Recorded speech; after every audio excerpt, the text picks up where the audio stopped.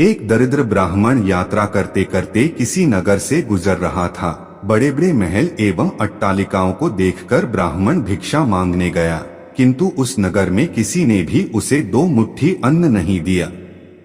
आखिर दोपहर हो गई तो ब्राह्मण दुखी होकर अपने भाग्य को कोसता हुआ जा रहा था। सोच रहा था, कैसा मेरा दुर्भाग्य है, इतने बड़े नगर में मुझे खाने के लिए 2 मुट्ठी अन्न तक नहीं मिला। रोटी बनाकर खाने के लिए 2 मुट्ठी आटा तक नहीं मिला। इतने में एक सिद्ध संत की निगाह उस ब्राह्मण पर पड़ी। उन्होंने ब्राह्मण की बड़बड़ाहट सुन ली। वे बड़े पहुंचे हुए संत थे। उन्होंने कहा है, हे दरिद्र ब्राह्मण, तुम मनुष्य से भिक्षा मांगो, पशु क्या जाने भिक्षा देना। यह सुनकर ब्राह्मण दंग रह गया और कहने लगा है, हे महात्मन, आप क्या कह रहे हैं? बड़ी बड़ी अट्टालिकाओं में रहने वाले मनुष्यों से ही मैंने भिक्षा मांगी है। महात्मा बोले, नहीं ब्राह्मण, मनुष्य शरीर में दिखने वाले वे लोग भीतर से मनुष्य नहीं हैं। अभी भी वे पिछले जन्म के हिसाब से ही जी रहे हैं। कोई शेर की योनि से आया है तो कोई कुत्ते की योनि से आया है, कोई हिरण की योनि से आया है तो कोई गाय या भैंस की योनि से आया है। उनकी आकृति मानव शरीर की जरूर है, किंतु अभी तक उनमें मनुष्यत्व निखरा नहीं है, और जब तक मनुष्यत्व नहीं निखरता तब तक दूसरे मनुष्य की पीड़ा का पता नहीं चलता। दूसरे में भी मेरा प्रभु ही है, यह ज्ञान नहीं होता। तुमने मनुष्यों से नहीं, पशुओं से भिक्षा मांगी है। ब्राह्मण का चेहरा दुख व निराशा से भरा था। सिद्ध पुरुष तो दूरदृष्टि के धनी होते हैं। उन्होंने कहा, देख ब्राह्मण, मैं तुझे यह चश्मा देता हूँ, इस चश्मे को पहन कर जा और कोई भी मनुष्य दिखे उससे भिक्षा मांग, फिर देख क्या होता है। वह दरिद्र ब्राह्मण जहाँ पहले गया था वहीं पुनः गया और योग सिद्ध कला वाला चश्मा पहनकर गौर से देखा है। ओहो, वाकई कोई कुत्ता है, कोई बिल्ली है तो कोई बघेरा है।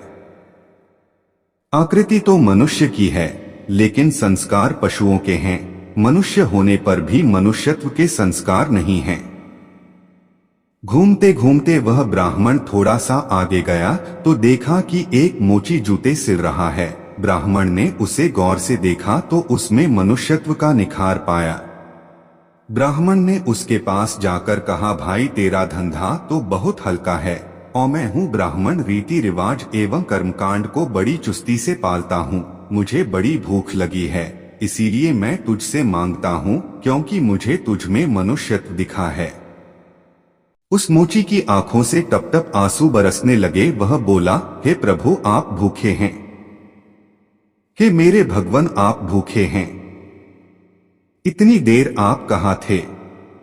यह कहकर मोची उठा एवं जूते सिलकर टका, आना दो आना वगैरह जो इकट्ठे किए थे उस चिल्लर रेजगारी को लेकर हलवाई की दुकान पर पहुंचा और बोला, हलवाई भाई, मेरे इन भूखे भगवान की सेवा कर लो। ये चिल्लर यहाँ रखता हूँ, जो कुछ भी सब्जी पराठे पूरी आदि दे सकते हो वह इन्हें दे दो, मैं अभी जाता हूँ। यह कहकर मोची भागा और घर जाकर अपने हाथ से बनाई हुई एक जोड़ी जूती ले आया एवं चौराहे पर उसे बेचने के लिए खड़ा हो गया। उस राज्य का राजा जूतियों का बड़ा शौकीन था। उस दिन भी उसने कई तरह की जूतियां पहनी, किंतु किसी की बनावट उसे पसंद नहीं आई तो किसी का नाप नहीं आया। 2-5 बार प्रयत्न करने पर भी राजा को कोई पसंद नहीं आई तो राजा मंत्री से क्रुद्ध होकर बोला, अगर इस बार ढंग की जूती लाया तो जूती वाले को इनाम दूंगा, और ठीक नहीं लाया तो मंत्री के बच्चे तेरी खबर ले लूंगा। दैव योग से मंत्री की नजर इस मोची के रूप में खड़े असली मानव पर पड़ गई, जिसमें मानवता खिली थी, जिसकी आंखों में कुछ प्रेम के भाव थे, चित्त में दया करुणा थी, ब्राह्मण के संग का थोड़ा रंग लगा था। मंत्री ने मोची से जूती ले ली एवं राजा के पास ले गया।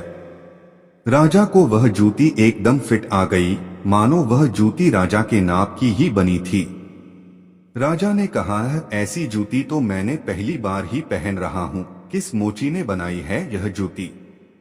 मंत्री बोला, हुजूर, यह मोची बाहर ही खड़ा है। मोची को बुलाया गया। उसको देखकर राजा की भी मानवता थोड़ी खिली। राजा ने कहा है, जूती के तो 5 रुपए होते हैं, किंतु यह 5 रुपयों वाली नहीं है, 500 रुपयों वाली जूती है। जूती बनाने वाले को 500 और जूती के 500, कुल 1000 रुपए इसको दे दो। मोची बोला है, राजा जी तनिक ठहरिए, यह जूती मेरी नहीं है, जिसकी है उसे मैं अभी ले आता हूँ। मोची जाकर विनयपूर्वक उस ब्राह्मण को राजा के पास ले आया एवं राजा से बोला है, राजा जी यह जूती इन्हीं की है। राजा को आश्चर्य हुआ, वह बोला है, यह तो ब्राह्मण है, इसकी जूती कैसे? राजा ने ब्राह्मण से पूछा तो ब्राह्मण ने कहा, मैं तो ब्राह्मण हूँ, यात्रा करने निकला हूँ।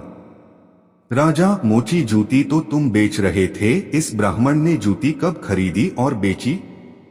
मोची ने कहा, राजन मैंने मन में ही संकल्प कर लिया था कि जूती की जो रकम आएगी वह इन ब्राह्मण देव की होगी।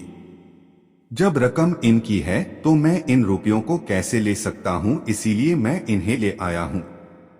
न जाने किसी जन्म में मैंने दान करने का संकल्प किया होगा और मुकर गया होऊंगा, तभी तो यह मोची का चोला मिला है। अब भी यदि मुकर जाऊं तो न जाने मेरी कैसी दुर्गति हो। इसीलिए राजन ये रुपए मेरे नहीं हुए। मेरे मन में आ गया था कि इस जूती की रकम इनके लिए होगी, फिर 5 रुपए मिलते तो भी इनके होते और 1000 मिल रहे हैं तो भी इनके ही हैं। हो सकता है मेरा मन बेईमान हो जाता, इसीलिए मैंने रुपयों को नहीं छुआ और असली अधिकारी को ले आया। राजा ने आश्चर्यचकित होकर ब्राह्मण से पूछा है, ब्राह्मण मोची से तुम्हारा परिचय कैसे हुआ?